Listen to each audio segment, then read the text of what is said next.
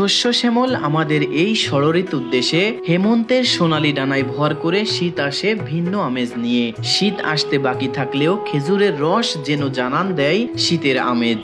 আর এই খেজুরের রস থেকে গুড় তৈরিতে ব্যস্ত হয়ে পড়েন প্রত্যন্ত অঞ্চলের গাছিরা।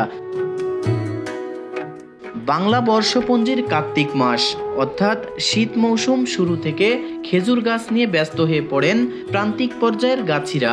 সে সময় থেকেই চলে তাদের রস সংগ্রহ ও গুড় তৈরির ব্যস্ততা। টানা 5 মাস চলে গাছিদের এই কর্মযজ্ঞ।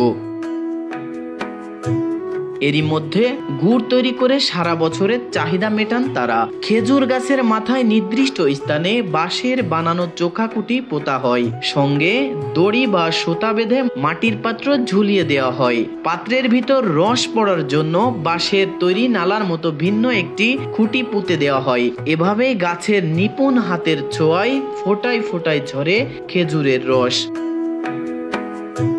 ভোরে সূর্য ওঠার আগে গাছিরা রস ভর্তি মাটির পাত্র গাছ থেকে নামান।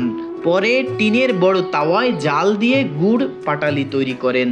নতুন খেজুর রসের গুড় তৈরির পর তা চলে যায় বাজারে এবং এভাবেই অনেকেই জীবিকা নির্বাহ করে সংসার চালান।